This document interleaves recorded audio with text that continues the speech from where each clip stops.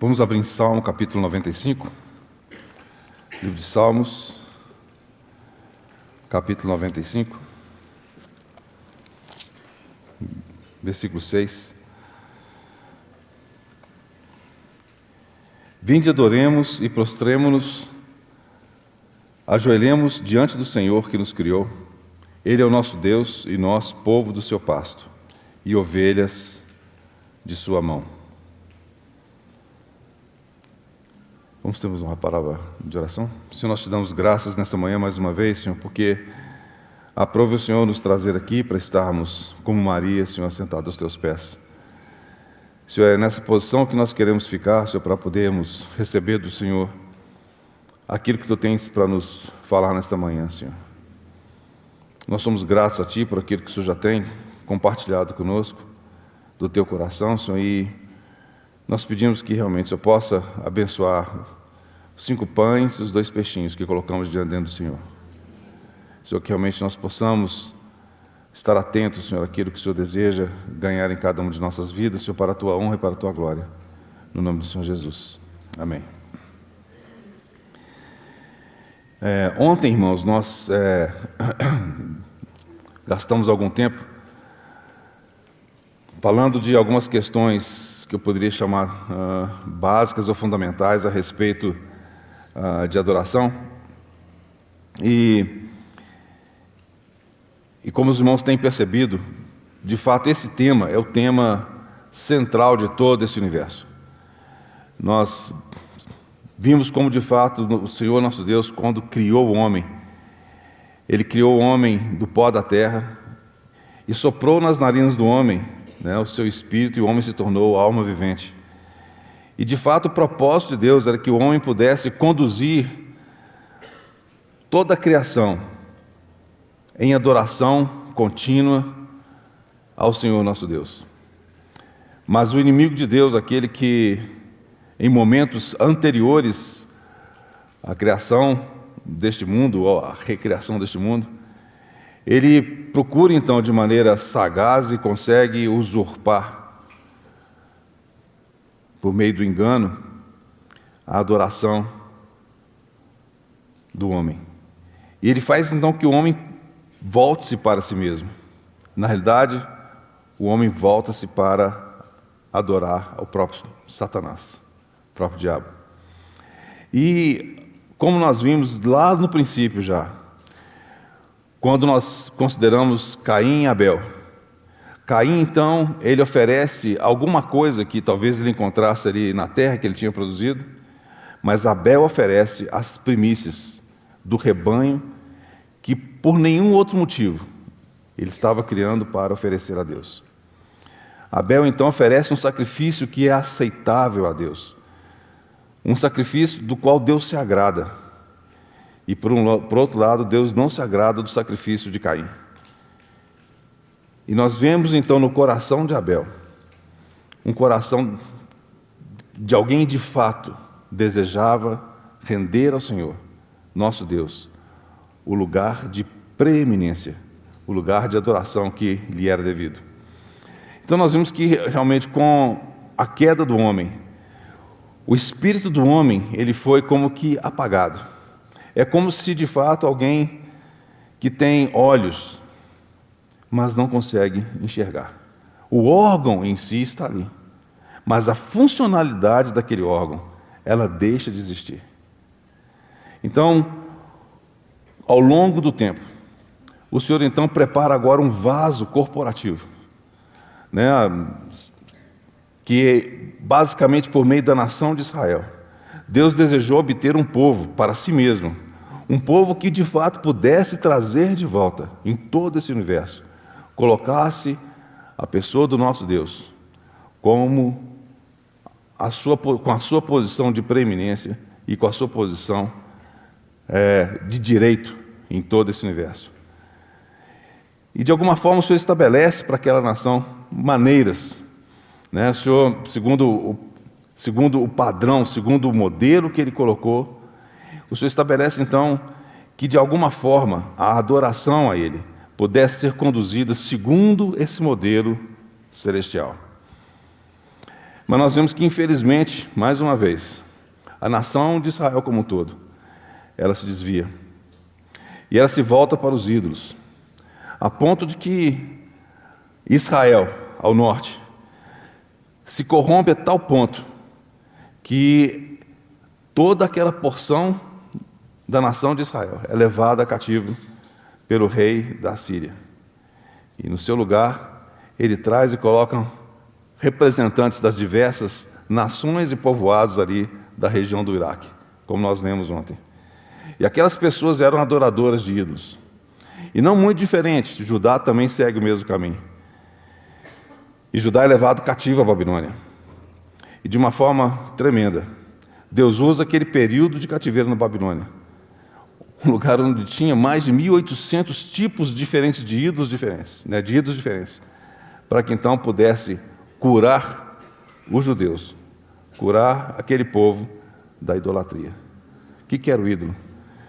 Como nós lemos lá em Romanos capítulo 1, nada mais era do que formas que os homens criaram, transformaram não só a figura humana, mas a figura de animais, para que eles pudessem se curvar e adorar. Eles adoraram a criatura, em vez de adorar o Criador. Então, irmãos, no interior do homem hoje, um homem caído, um homem que não possui o Senhor, no seu interior, ele tem o desejo de render adoração, de alguma forma. Ninguém precisa ensinar como adorar. Você vê ao longo da história, você consegue ver registros de povos, nações, tribos, que têm de alguma forma, alguma maneira de adorar. Adorar o sol, adorar a lua, adorar animais. É esse vazio que foi criado pelo pecado. Fez com que o homem, de fato, lá no seu interior, ele sentisse essa necessidade. E esse vazio é que nós vemos o Senhor conversando com aquela mulher samaritana. Ela tinha um vazio dentro de si. Ela estava do lado de um poço, o poço de Jacó. Aquele poço possivelmente dos mais profundos na terra de Canaã. Mas aquela mulher tinha em si um vazio que ela não conseguiu preencher com seus 5 maridos. Ela tinha uma necessidade que ela não conseguia preencher. Infelizmente é isso que acontece com o ser humano. Esse vazio criado no seu interior e a necessidade de preencher esse vazio, muitas vezes o que faz é conduzir o homem ao pecado.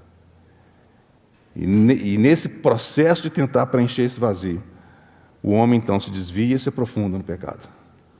Nós vemos então que o Senhor fala de maneira tão preciosa que de fato aquele poço que havia dentro daquela mulher poderia ser de fato um poço de onde jorraria águas vivas, de onde jorraria realmente algo que poderia conduzi-la à vida eterna, algo que de fato poderia completá-la plenamente, aquilo que ela não conseguira até então.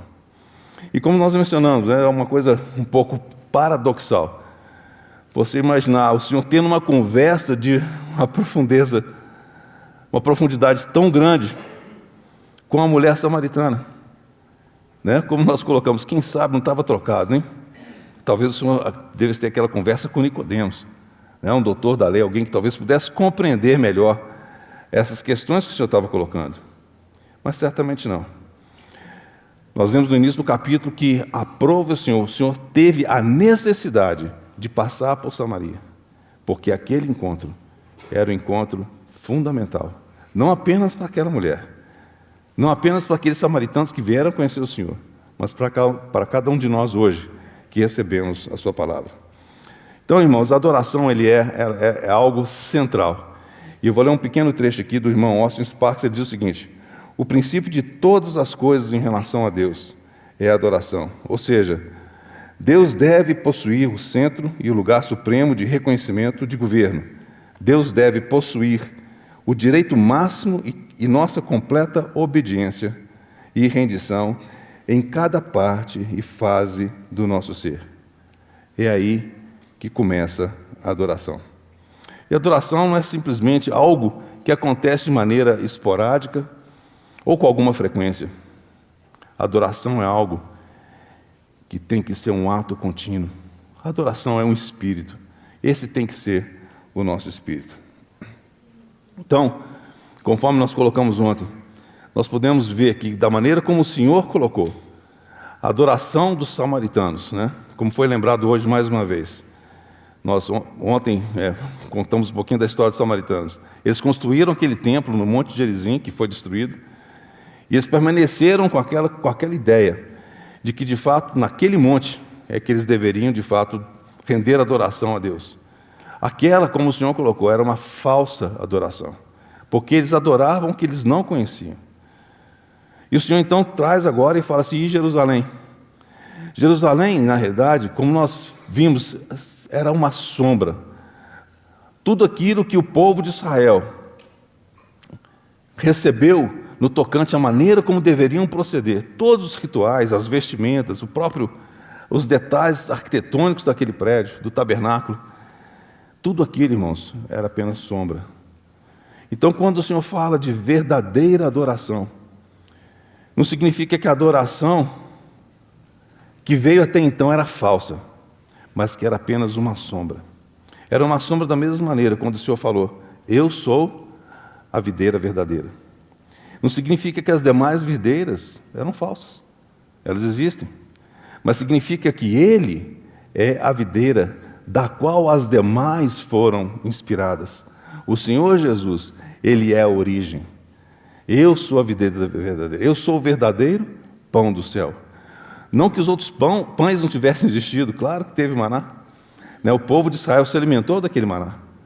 Mas o Senhor Jesus, Ele é o pão real. Os outros simplesmente apontavam para o nosso Senhor. Ele é a realidade. Então, quando o Senhor chega e fala para aquela mulher, que não é nem naquele monte, que era o Gerizim, tampouco em Jerusalém, como nosso irmão nos lembrou aqui agora, se algum judeu, se algum fariseu tivesse ouvindo aquelas palavras, na hora, certamente estariam apedrejando o nosso Senhor. Como que numa breve frase, o Senhor desmoronaria com tudo aquilo que havia sido construído? Porque Deus mesmo, o próprio Deus, havia designado como sendo o local de adoração. Como agora o Senhor fala que não era nem naquele monte, nem em Jerusalém. É porque naquele momento, o Senhor colocava de maneira clara que uma transição, uma mudança de dispensação estava ocorrendo. Na cruz do Calvário, o Senhor Jesus encerrou todas as coisas. Ele inaugura um novo tempo, inaugura uma nova realidade. Ou melhor dizendo, o Senhor Jesus, a realidade havia chegado. E é por isso que ele diz, nem naquele monte, nem em Jerusalém. E aí ele fala aquela frase tão preciosa, que o Pai busca adoradores. Olha que interessante, Deus busca essas pessoas. Deus está atrás daquelas pessoas, que de fato possam adorá-lo, em espírito. Por que em espírito? Porque agora com o espírito regenerado, o Espírito Santo no seu espírito. E é interessante observar que frequentemente a palavra espírito, ela aparece no plural. É a união do seu espírito regenerado com o Espírito Santo, oferecendo a Deus a adoração que lhe é devida. É muito importante que a gente realce algo aqui. Quando nós vemos tudo aquilo que acontecia no Antigo Testamento em relação à adoração, ou mesmo quando nós colocamos aquilo que a geração de Caim buscou fazer, que era de fato substituir de alguma forma o modo de adoração por algo que era tangível, algo que era talvez produzido pelo movimento do corpo, talvez com a sua origem na mente, na própria alma. E mesmo ao longo da história de Israel, quando toda aquela movimentação acontecia, os irmãos se lembram que o Espírito Santo de habitação não havia sido dado. O Espírito Santo, ele foi dado quando o Senhor Jesus foi assunto aos céus. Então o Espírito Santo foi derramado. Mas até então o Espírito Santo não era um espírito de habitação. E então eles precisavam daqueles movimentos, eles precisavam de toda aquela estrutura, para de alguma forma expressar o que seria a adoração. E é por isso que quando o Senhor Jesus traz a realidade, Ele mostra que de fato a adoração ela tem que acontecer no Espírito. A origem é no Espírito. A origem da adoração é quando o Espírito Santo move juntamente com o seu Espírito. E esse mover do Espírito Santo no seu Espírito produz, traz a verdadeira adoração. E o Senhor fala em Espírito e verdade.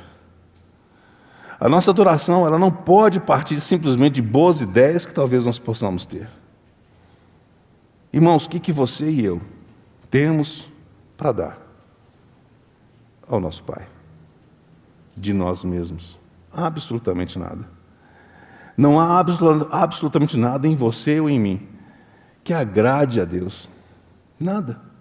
Apenas a pessoa de Cristo.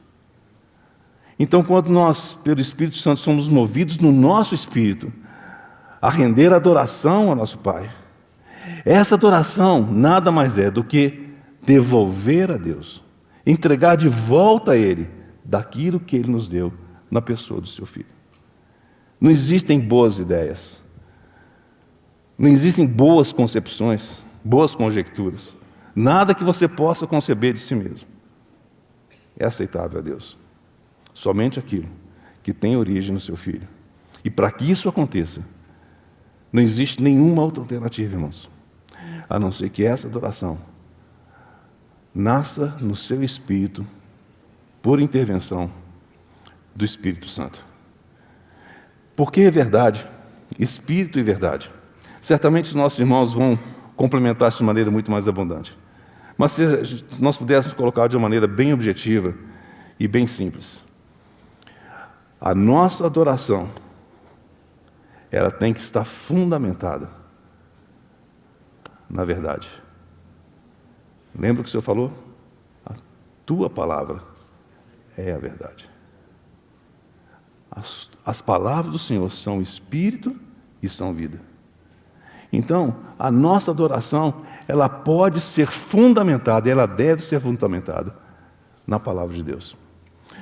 Por isso, irmãos, quanto mais nós nos enchermos dessa palavra, quanto mais nós absorvermos a palavra do Senhor, mais o Senhor, pelo seu Espírito, terá base de operação para que nós possamos, de fato, devolver a Ele essa adoração. Claro, as nossas palavras são muito imperfeitas. Se nós procurarmos palavras para poder expressar, nós veremos quão limitados nós somos.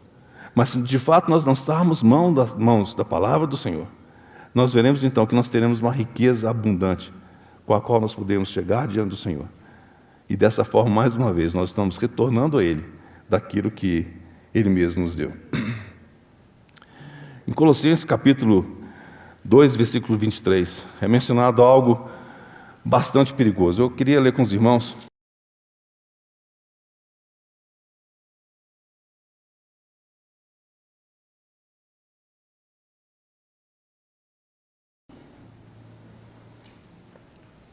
Diz o seguinte, sem querer, certamente o irmão deve tocar nesse ponto também, mas diz o seguinte: tais coisas, com efeito, têm aparência de sabedoria, como culto de si mesmo. Eu queria chamar a atenção para essa pequena frase, culto de si mesmo. Essa frase, ela fala de algo que se refere à nossa carne, oferecendo esse tipo de adoração. O culto de si mesmo nada mais é do que a alma que foi contaminada pelo pecado e se tornou a carne. É algo que origina na nossa carne. Irmãos, por isso que pela misericórdia do Senhor, nós precisamos ser guardados de oferecer qualquer coisa que não seja no Espírito. Aquilo que for motivado em qualquer outra parte do nosso ser, não tem aceitação diante do Senhor. E nesse caso, que nós vemos aqui em Colossenses, é um caso mais grave ainda, onde de fato o culto, essa adoração, era uma adoração que era fundamentada na carne. Muito bem. Tendo dado essa pequena revisão, eu gostaria então de tocar no tema da mensagem de hoje. E eu gostaria de compartilhar brevemente com os irmãos a respeito de dois aspectos, talvez mais práticos, que se refere à questão da adoração individual e adoração corporativa ou coletiva. Então, nós vamos abrir um texto que é conhecido dos irmãos. Os irmãos devem conhecer isso desde pequenininhos na escola dominical. Lembrando que o irmão Dena falou, os irmãos são eruditos. Então, vamos lá em Romanos, capítulo 12. Esse é um trecho bem conhecido. Romanos, capítulo 12, versículos 1 e 2. Rogo-vos, pois, irmãos, pelas misericórdias de Deus, que apresenteis o vosso corpo por sacrifício vivo, santo e agradável a Deus, que é o vosso culto racional. E não vos conformeis com este século, mas transformai-vos pela renovação da vossa mente, para que experimenteis qual seja a boa, agradável e perfeita vontade de Deus.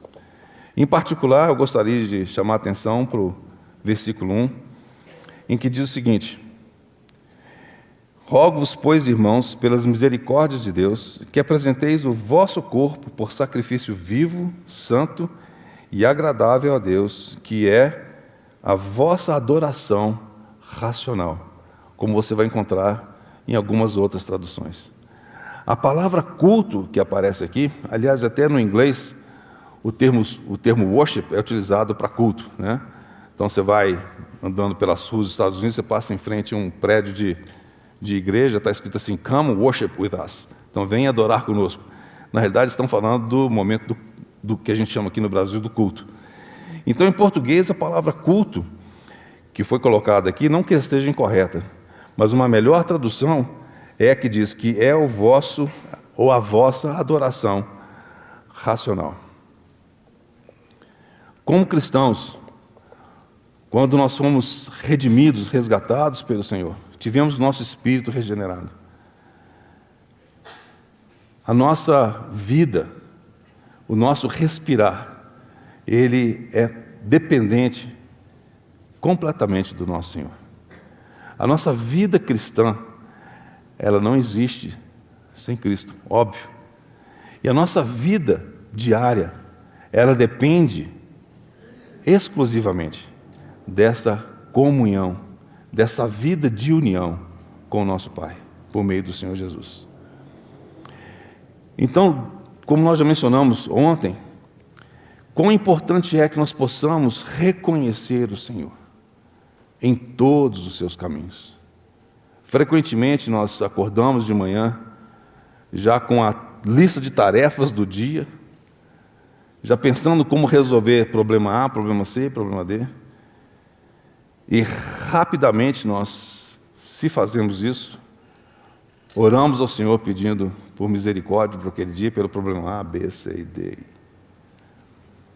E talvez, quão frequentemente nós deixemos de reservar um pequeno momento, por mais curto que seja, para curvarmos diante do Senhor e adorar o Senhor. Não é? Quão rapidamente a gente acorda de manhã, como dizia alguém, sapeca uma oração e vai embora, né? Para poder fazer com que o dia corra. Mas a experiência que nós lemos não só na palavra de Deus, mas na história da igreja, de irmãos que, de fato, reservavam a melhor parte do dia para gastá-la com o Senhor. É dito que o irmão C.D. Campbell Morgan, considerado um dos príncipes da exposição da Bíblia, ele gastava sua manhã aos pés do Senhor. E é dito que o jornal da manhã se tornava o jornal da tarde para ele. As notícias que ele leria de manhã, ele só leria depois do almoço.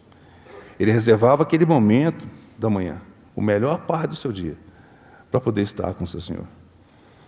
Então, do ponto de vista individual, irmãos, como é importante que nós possamos resgatar esse tempo para estarmos diante do Senhor. Ninguém está dizendo quantos minutos serão, quantas horas serão, mas o foco deve ser um só.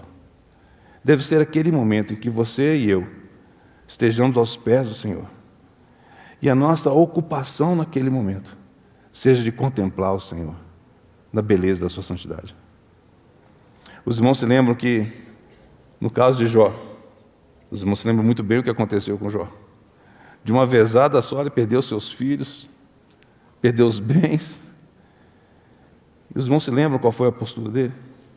Ele se curva diante do Senhor em adoração. E ele declara: o Senhor deu, o Senhor tomou. Bendito seja o nome do Senhor.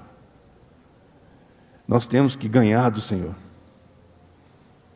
Essa é a realidade. Ainda que as coisas estejam indo não tão bem como nós gostaríamos, ainda que talvez algo tenha dado errado, que nós possamos nos curvar diante do Senhor em adoração e reconhecer o Senhor e contemplá-lo na beleza da sua santidade. Os irmãos se lembram que o próprio Senhor Jesus, quando ele foi rejeitado, em uma das suas orações, que é uma oração na realidade de adoração, ele declara ao Pai: ó Senhor, ó Pai, como eu sou grato, Senhor, porque o Senhor ocultou essas coisas dos sábios entendidos e revelou aos pequeninos. Mesmo em oposição, o nosso Senhor, ele adorava ao Pai. Certamente o nosso irmão Lawrence deve avançar um pouco mais nesse tópico, mas como é importante que nós possamos ganhar isso, irmãos. Porque isso é tão importante. Talvez nós possamos achar que pequenos momentos como esse não têm um valor tão grande, não sejam tão representativos. Mas, irmãos, pelo que nós temos visto da centralidade e da relevância da adoração, pequenos, curtos momentos de adoração diante do Senhor têm um impacto tremendo, não apenas na sua vida e na minha vida, mas em todo esse universo. Então essa prática da adoração, talvez tenha sido algo que tenha se perdido ao longo do tempo. Talvez para muitos tenha se perdido. Talvez o conceito de adoração se volta somente para aquele momento específico, talvez num domingo ou um dia da semana, em que se pensa em adoração. Mas a nossa vida tem que ser uma vida de adoração. Claro que isso nos faz lembrar de como o holocausto era oferecido. Os irmãos se lembram que o holocausto ele era colocado sobre o altar, e ali o fogo começava então a consumir aquele holocausto, e aquilo ia ao longo do dia, e quando aquele holocausto estava para se consumar, um novo bezerro, um novo animal era colocado ali para que aquele holocausto pudesse prosseguir, de tal forma que continuamente aquele aroma subia ao Senhor, nosso Deus, de maneira contínua. Essa também tem que ser a postura da nossa vida. Muitas vezes ao longo do dia, certamente, não sei se é o caso dos irmãos, mas é comigo também, a gente se envolve com tantas coisas. A nossa mente fica tão preocupada, ocupada por antecipação, envolvida com tantas vicissitudes desse mundo. E a gente às vezes nem para, mas como é importante que, mesmo ao longo do dia, nós possamos parar, 1, 2 minutos e agradecer ao Senhor, adorar o Senhor. Que isso possa ser uma prática nas nossas vidas. Então, individualmente, irmãos, como é importante que cada um de nós tenha uma vida de adoração. Isso me faz lembrar, e eu trouxe para os irmãos aqui, é um livrinho que é muito conhecido, eu acho que é muito conhecido. E eu vou perguntar, quem já leu o livrinho que se chama Prática da Presença de Deus, do irmão Lawrence? Levanta a mão. Que bom, poucas pessoas conhecem. Eu vou ler brevemente a história desse irmão que possa servir de encorajamento para você e para mim. Então, o irmão Lawrence, ele nasceu, o nome dele originalmente era Nicholas Herman. Ele nasceu em 1610 na França. E não se tem exatamente a ideia da data do seu nascimento, porque naquela época a certidão de nascimento ficavam nas igrejas.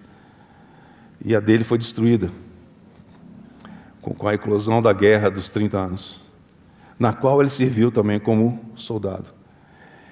E nessa guerra, Nicholas, na realidade, o irmão Lawrence, ele foi ferido quase de morte no seu nervo ciático e ele ficou, obviamente, manco para o resto da sua vida. Nos faz lembrar da história de Jacó também. E quando ele adquiriu essa lesão, obviamente ele ficou debilitado, ele buscou alternativas para a sua vida. Mas desde pequenininho ele lia muito. E ele sempre foi atraído por uma vida espiritual de fé e amor para com Deus. Nos anos entre o final abrupto dos seus deveres como soldado e sua entrada na vida monástica, ele se tornou um monge, ele passou um período de tempo no deserto. Era comum eles seguirem as indicações ou instruções dos místicos. Alguns entendiam que, de fato, para você adquirir a santidade, você tinha que estar completamente isolado. Alguns deles, de fato, se isolavam, ficavam no deserto, ou numa pedra, ou numa rocha. E por um período ele fez isso. Mas depois ele volta e se torna um funcionário público. Ele diz o seguinte: eu era apenas um boy, office boy, um contínuo, tão desajeitado que onde eu ia, eu quebrava tudo. Na metade da sua vida, ele entrou para um mosteiro que havia sido recém-estabelecido em Paris, onde ele se tornou o cozinheiro. E aquela comunidade cresceu para assumir cerca de 100 pessoas. E ele diz o seguinte: depois de 15 anos, ele foi transferido para assumir os seus deveres numa sapataria. Ele cuidava da reparação de sandálias. Mas ele sempre voltava àquela cozinha. Os irmãos vão entender por quê. Em tempos tão conturbados como os de hoje, o irmão Lawrence descobriu e seguiu uma maneira pura e descomplicada de caminhar continuamente na presença de Deus. Por uns 40 anos, ele viveu e andou com o Pai Celestial ao seu lado. No entanto, por meio de suas próprias palavras, aprendemos que os primeiros 10 anos do irmão Lawrence estavam bem cheios de provações e desafios severos. Ele era um homem gentil, de espírito alegre. Ele evitou a tensão e o centro das atenções, sabendo que a distração externa estragava tudo. Não foi até após a sua morte que algumas de suas cartas foram coletadas. E essa pessoa, chamado Joseph de Beaufort, que era representante do conselho do arcebispo, ele coletou essas cartas e publicou nessa publicação que é conhecida, A Prática da Presença de Deus. E ele incluiu no Principinho, esse livrinho é fácil de você conseguir, acho que está até disponível na internet, algumas das reuniões, das interações que ele teve com o irmão Lawrence. Então, nesse pequeno livro, por meio de cartas e conversas, o irmão Lawrence simplesmente e lindamente explica como andar continuamente com Deus. Não em sua mente, mas no coração. O irmão Lawrence deixou como dádiva um modo de vida disponível para quem procura conhecer a paz e a presença de Deus. Que qualquer pessoa, independentemente da idade ou circunstância, possa praticar em qualquer lugar, a qualquer momento. O irmão Lawrence também deixou como um dom uma abordagem direta para viver na presença de Deus, que é tão prática hoje como era 300 anos antes. O irmão Lawrence faleceu em 1691, tendo praticado a presença de Deus por mais de 40 anos. Sua morte foi bem semelhante à sua vida monástica, onde cada dia e cada hora representavam um novo começo de um novo compromisso de amar a Deus de todo o coração. Os irmãos têm a paciência de ouvir esse texto, mas eu gostaria de chamar a atenção para o seguinte ponto: não que exista uma fórmula, mas nós vemos aqui alguém que no dia a dia, no meio do ruído daquela cozinha turbulenta, os irmãos imaginam uma cozinha para cozinhar para 100 pessoas, como não deve ser, né? Barulho para todo lado, né? Chefe mandando ordem para o outro, panela batendo, barulho de liquidificador, se elas tinham liquidificador nessa época, mas um ruído tremendo.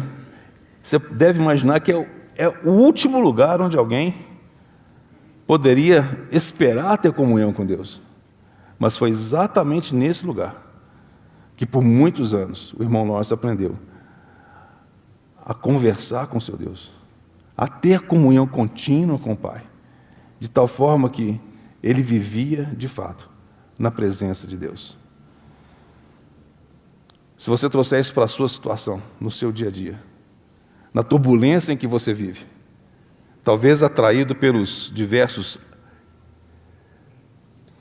WhatsApp da vida, né? O Zap, informações que chegam via Instagram, né? Via e-mail, tantas questões que o mundo tenta te assoberbar. Irmãos, que nós possamos aprender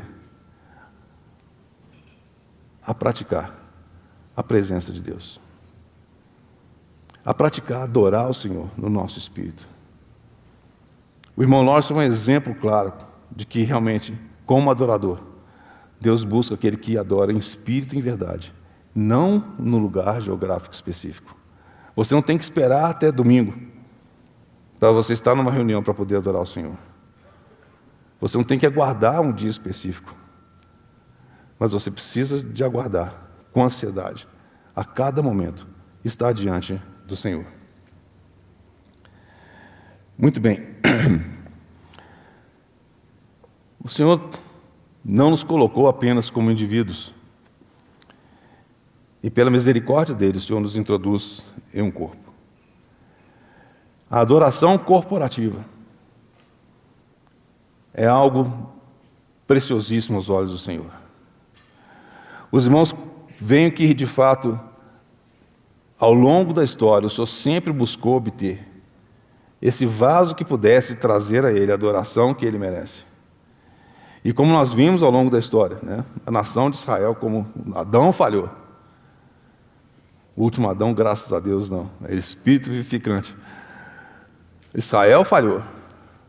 Mas pela misericórdia de Deus, há um vaso corporativo hoje, que é a igreja, que segue ao longo das eras, exaltando o seu Senhor, glorificando o seu Senhor. E essa é a realidade corporativa, irmãos, que nós precisamos zelar por ela, que nós precisamos estar atentos a elas.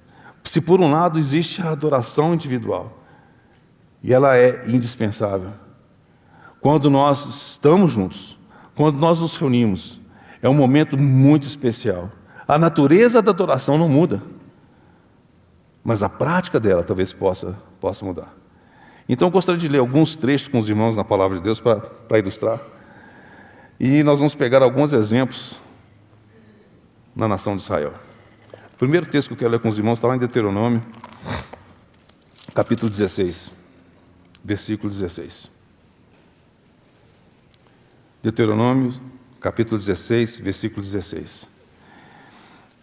Essa foi a ordenança de Deus para com a nação de Israel. Ele diz o seguinte: 3 vezes ao ano, todo varão entre ti aparecerá perante o Senhor teu Deus, no lugar que escolher. Nós sabemos que, algum tempo depois, o Senhor especifica que era Jerusalém. Na festa dos pães asmos, e na festa das semanas, e na festa dos tabernáculos. Então, 3 vezes ao ano, a convocação era para que todos os homens pudessem comparecer no lugar que Deus designaria, que nós sabemos posteriormente foi designado Jerusalém. E eles tinham de subir a Jerusalém para fazer o quê? Para que eles iriam para Jerusalém? Para que eles iriam festejar? Festejar o quê? Eles iriam festejar o Senhor. Eles iam ali para poder adorar o Senhor. Mas observa que o que diz no final desse versículo: porém, não aparecerá de mãos vazias perante o Senhor. 3 vezes ao ano. Certamente quando falo os homens, mas eles levariam suas famílias, realmente eram grandes festas, os judeus eram festeiros mesmo, né? Eles iriam se encontrar em Jerusalém. E era um processional maravilhoso, porque eles vinham de várias partes da terra, muitas vezes até de fora de Israel. E à medida que eles vinham caminhando, os irmãos podem imaginar que eles iam se achegando, e no caminho encontravam uns com os outros, certamente cantando salmos de louvor, né? louvando o Senhor, até que chegariam ali em Jerusalém, aquela grande congregação. Mas o Senhor fala uma coisa muito importante: porém, não aparecerá de mãos vazias. O que significa isso? Como é que eles poderiam chegar diante do Senhor sem ter nada a oferecer? O Senhor, de maneira tão abundante, abençoou, ou te abençoou, me abençoou. O Senhor tem nos dado as riquezas das plenitudes de Cristo. Como nós podemos chegar diante do Senhor com as nossas mãos vazias? E o Senhor adverte aqui a nação de Israel exatamente isso: olha, 3 vezes por ano vocês virão, mas olha, ninguém aparecerá de mãos vazias. Então nós vemos aqui de uma maneira tremenda, que de forma corporativa, agora eram todos aqueles judeus, israelitas, que estavam ali reunidos para poder render adoração ao Senhor, mas eles vinham trazendo algo para poder oferecer ao seu Senhor. Então aqui nós vemos um pequeno exemplo, uma sombra daquilo que de fato representa a adoração corporativa. Cada um deveria trazer para oferecer ao Senhor a adoração que o Senhor merecia. E quando você pega, para os matemáticos, a integral disso tudo, quando você soma, faz a somatória daquilo tudo que estava sendo trazido, você poderia contemplar a riqueza, a abundância daquela terra que mana com leite e mel, onde o Senhor de fato tinha colocado o seu povo. Verdadeiramente, aquela era uma terra boa. Um outro exemplo que acho que é importante nós vermos a questão corporativa. 1 Crônicas. Isso aqui são exemplos do Antigo Testamento. 1 Crônicas 29. Os irmãos se lembram quando Davi, então, ele conclama o povo a que desce, aquelas diversas ofertas.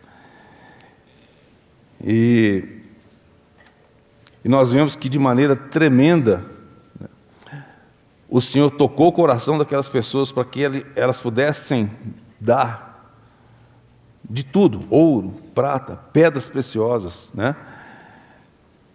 para que realmente pudesse haver provisão para a casa de Deus. Capítulo 29, eu vou ler a partir do versículo 9, diz o seguinte: o povo se alegrou com tudo que se fez voluntariamente. Os irmãos percebem? Foi voluntariamente. O Senhor moveu no coração daquelas pessoas, e elas de maneira espontânea decidiram dar, porque de coração íntegro. Olha uma coisa importante também: o coração não dividido, o coração não particionado. Quando a gente lê esse trecho aqui, faz lembrar de Ananias e Safira. De alguma forma o coração deles estava dividido. Esse foi um grande problema.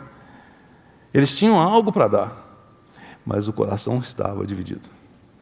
Então aqui diz que eles tinham o coração inteiro, e esse coração inteiro era um coração inteiro para o Senhor. E esse coração íntegro, foi com esse coração que eles deram, e olha outra palavra importante: liberalmente. Eles entregaram liberalmente. Liberalmente significa sem qualquer tipo de restrição. Eles se deram inteiramente. Irmãos, é claro que nós não estamos falando neste momento aqui de questão financeira de bens, mas aqui fala primeiramente de um coração íntegro. Fala do coração. A chave está aí. Onde é que está o teu coração? Eu não tenho que continuar o versículo para os irmãos. Onde é que está o nosso coração? E aqui nós vemos que esse coração, o coração do povo, era íntegro. E de maneira voluntária e liberal, eles deram ao Senhor. Versículo 10. Pelo que Davi louvou o Senhor perante a congregação toda e disse: bendito és tu, Senhor Deus de Israel, nosso Pai, de eternidade em eternidade. Teu Senhor é o poder, a grandeza, a honra, a vitória e a majestade, Porque teu é tudo quanto há nos céus e na terra. Teu, Senhor, é o reino, e tu te exaltaste por chefe sobre todos. Riquezas e glórias vêm de ti, tu dominas sobre tudo, na tua mão há força e poder, contigo está o engrandecer e a tudo dá força. Agora, pois, ó nosso Deus, graças te damos e louvamos o teu glorioso nome. Porque quem sou eu e quem é o meu povo, para que pudéssemos dar voluntariamente essas coisas? Porque tudo vem de ti, e das tuas mãos tu damos. Irmãos, quando nós nos reunimos para poder louvar o Senhor, que momento precioso é esse? Se de fato, com o coração íntegro, de maneira liberal, nós possamos trazer diante do Senhor, e podemos trazer diante do Senhor, daquilo que Ele nos deu, e depositarmos nas suas mãos. Quão precioso é quando os irmãos, juntos, podem chegar diante do Senhor e liberalmente, cada um, oferecer ao Senhor aquilo que Ele merece. Mais um outro exemplo. Os irmãos abram comigo agora em 2 Crônicas. 2 Crônicas, capítulo 5. Quando vem a dedicação do templo. Capítulo 5, versículos 13 e 14. E quando em uníssono, a um tempo, tocaram as trombetas e cantaram para se fazerem ouvir, para louvarem o Senhor e render-lhe graças, e quando levantaram eles a voz com trombetas, símbolos e outros instrumentos músicos para louvarem o Senhor, porque Ele é bom, porque a sua misericórdia dura para sempre.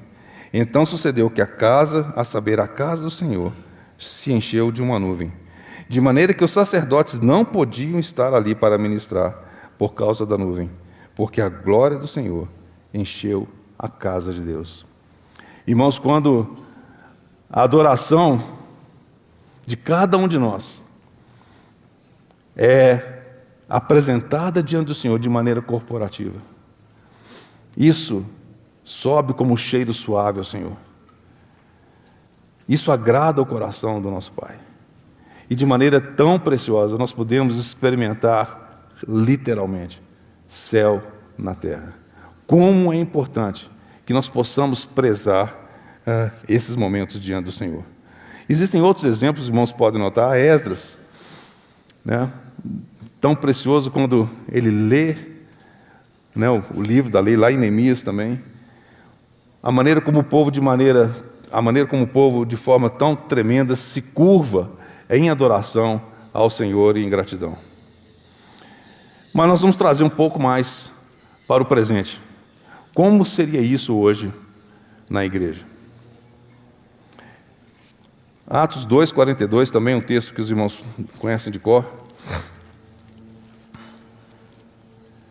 Atos capítulo 2, versículos 42. Ele diz o seguinte: e perseveravam na doutrina dos apóstolos e na comunhão, no partir do pão e nas orações. Quando o Senhor Jesus ele foi elevado aos céus, ele então é recebido nos altos céus. Nós vemos essa cena maravilhosa lá em Apocalipse capítulo 5, aquele cordeiro que foi recém-imolado. Nós vimos que o Senhor Jesus ele foi exaltado e então ele envia o Espírito Santo. E aquilo que acontece em Pentecoste, aqueles que eram 120, naquele dia então eles tornam 3.120 de cristãos. Aqueles que haviam sido redimidos pelo Cordeiro. Eles agora formam uma grande assembleia de 3.120 pessoas. E aquelas pessoas se encontravam. Elas tinham comunhão. E como está escrito aqui em Atos capítulo 2, versículo 42, eles perseveravam na doutrina dos apóstolos. E o que era a doutrina dos apóstolos? Os apóstolos não tinham doutrina. A igreja não tem doutrina. É o nosso Senhor que tem. É a palavra do Senhor. Eles perseveravam na doutrina do Senhor, daquilo que o Senhor havia ensinado aos apóstolos. Na comunhão, Koinonia. Eles estavam juntos, eles compartilhavam a vida do Senhor.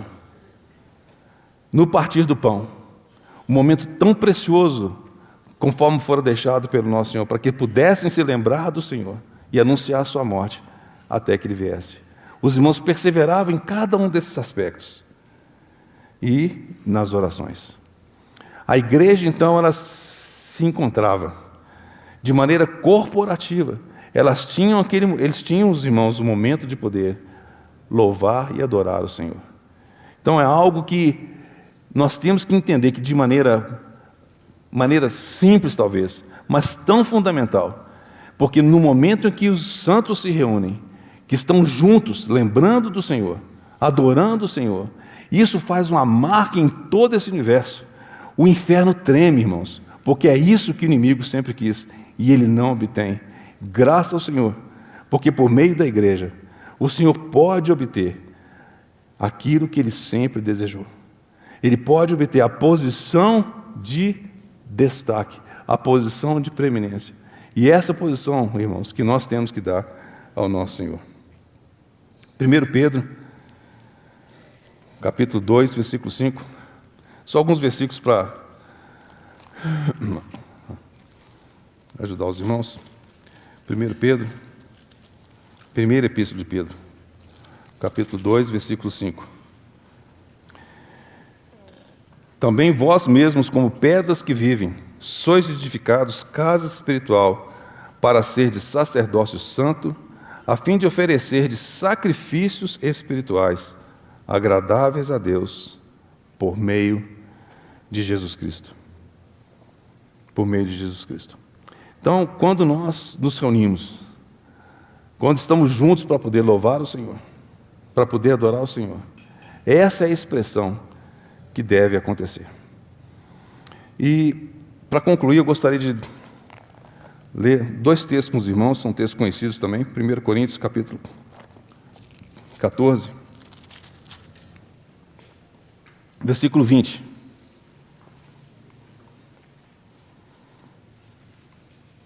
Aqui o apóstolo Paulo está trazendo instruções para aqueles em Corinto no tocante ao reunir. Os irmãos eram abundantes em tantos dons, eles tinham tantas possibilidades, e aquilo estava causando dificuldade no reunir dos irmãos. Quando os irmãos se reuniam, estava causando grande dificuldade, porque diversas coisas inadequadas estavam acontecendo. E o apóstolo Paulo começa dizendo o seguinte: irmãos, não sejais meninos no juízo, na malícia sim, sede crianças. Quanto ao juízo, sede homens amadurecidos. Então Paulo, ele coloca no início daquilo que ele vai discorrer dali para frente, deixando com clareza algo fundamental. Ou seja, no tocante ao juízo, ou no tocante às questões que são relevantes, você tem que ser maduro. Presta atenção, fique atento da maneira como você deve se portar. Você não é criança. Quanto à malícia, a simplicidade de uma criança, mas a maneira de se portar, seja maduro. Isso me faz lembrar, quem já esteve ali em Curitiba, no Larrogate, uma coisa que me chamou a atenção a primeira vez que eu estive lá.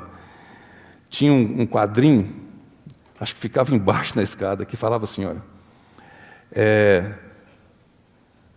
sinta-se, como é que era mesmo? Sinta-se à vontade, mas comporte-se como um visitante. Sinta-se à vontade, mas comporte-se como um visitante. Puxa, o que eles estão querendo dizer aqui, tá certo? Ou seja, a casa é sua, mas comporta como visitante. Na realidade, é mais ou menos isso que o apóstolo Paulo está falando aqui. Quando nós nos reunimos, por um lado, sim, a gente tem que ter a simplicidade de crianças, para podermos ter liberdade do Senhor, de podermos adorar o Senhor, de podermos louvar o Senhor, de podermos expressar com simplicidade aquilo que está no nosso coração. Mas, por outro lado, nós temos que lembrar que nós estamos juntos. Nós temos que saber agir com maturidade. Porque, de repente, talvez algo que eu possa vir a fazer venha escandalizar o irmão.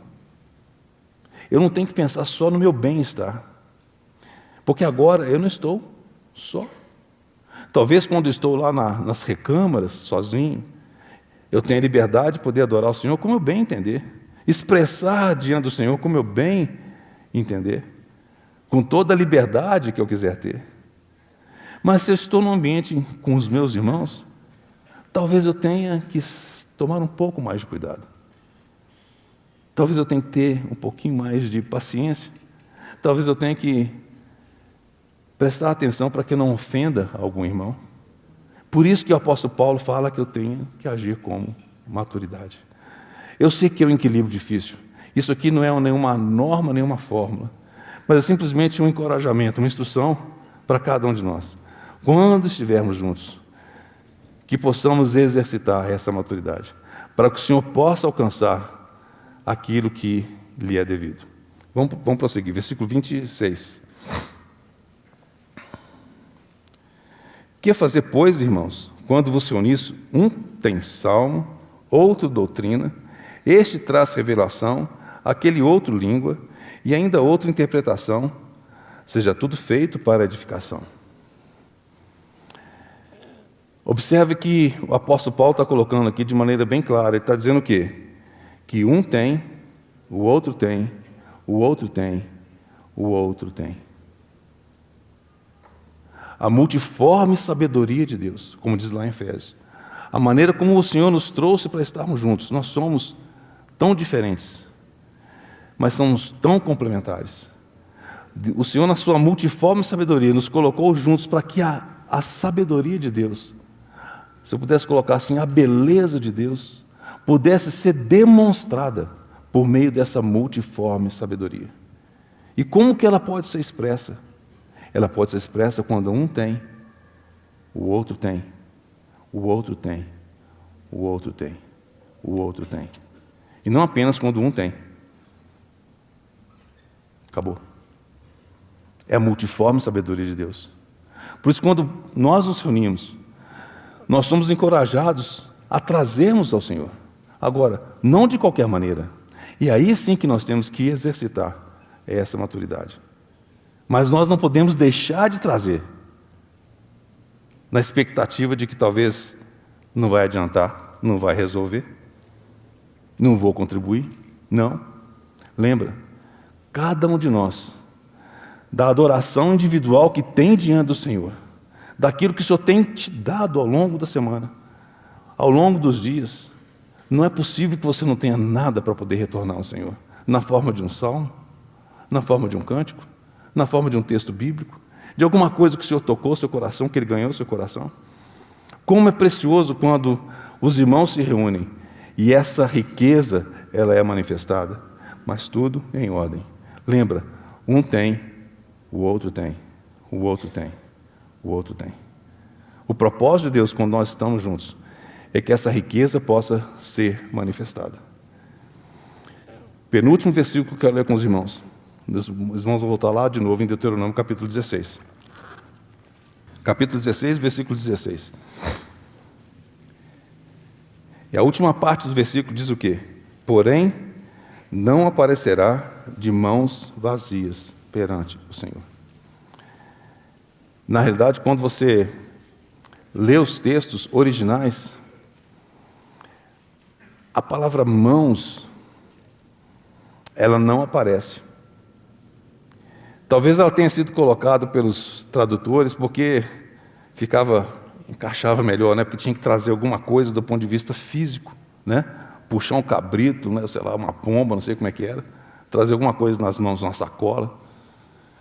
Mas, irmãos, o texto lê da seguinte forma: porém, não aparecerá vazio diante do Senhor. Isso nos remete, então, ao Novo Testamento. Isso nos remete a, de fato, entendermos que a nossa adoração ela é em espírito e verdade. Nós não podemos estar vazios. Quando nós comparecemos diante do Senhor, não existe justificativa para estarmos vazios. Nós temos que estar cheios. E ao estarmos cheios, não de nós mesmos, mas cheios daquilo que o próprio Senhor nos concedeu, que é o seu próprio Filho, nós temos condições, pela misericórdia do Senhor, de oferecer a Ele a adoração que Ele merece. E por último, para encerrarmos, que é um exemplo, acho que tão grandioso, né? O livro de Apocalipse ele está cheio desses exemplos. Mas, em particular, eu queria ler, para nós concluirmos, o capítulo 7 de Apocalipse, a partir do versículo 9. Essa é uma cena tremenda, irmãos, é uma cena tremenda, de alguma coisa que está por acontecer, e pela misericórdia e graça do Senhor, estaremos lá. Depois dessas coisas vi, versículo 9 do capítulo 7, e eis grande multidão que ninguém podia enumerar. Os irmãos se lembram da promessa que Deus tinha dado a Abraão? Quando fala se Abraão olha para as estrelas do céu. Nós sabemos, nós entendemos que nós somos essas estrelas do céu. Mas não só elas, tem os grãos de areia do mar. A multidão daqueles que foram redimidos pelo Senhor, ela é incontável.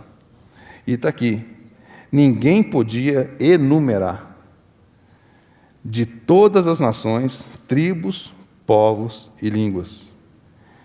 E olha que coisa maravilhosa, em pé, diante do trono e diante do Cordeiro, vestido de vestiduras brancas, com palmas nas mãos, e clamavam em grande voz, dizendo: ao nosso Deus, que se assenta no trono, e ao Cordeiro, pertence a salvação. E observa bem o que está aqui. Todos os anjos estavam de pé. Não era só um punhadinho, nem alguns que foram recrutados. Aqui diz que todos os anjos estavam de pé, rodeando o trono, os anciãos e os 4 seres viventes, e ante o trono se prostraram sobre o seu rosto e adoraram a Deus, dizendo: Amém. O louvor e a glória e a sabedoria e as ações de graças e a honra e o poder e a força sejam ao nosso Deus pelos séculos dos séculos. Amém. Amém. Irmão, que cena tremenda é essa. Nós precisamos praticar desde já. Nós temos que praticar desde já, não só individualmente. Porque senão você vai chegar lá, você não vai saber muito bem o que falar. Talvez você possa levar um iPad qualquer com o texto da Bíblia, para você, esse é o texto que eu vou ler aqui. Mas pratica a cada dia, para esse dia. Não apenas para esse dia, claro, mas que realmente, quando isso acontecer, irmão, vai ser alguma coisa tremenda. Que você ali, juntamente com todos aqueles que foram redimidos pelo Senhor, de pé, podendo adorar o Senhor. Que cena que é essa, irmãos? Tremenda, que nos aguarda um dia, mas nós podemos desfrutar, ainda que seja um saborzinho disso agora, na sua vida individual e na sua vida corporativa. Vamos orar.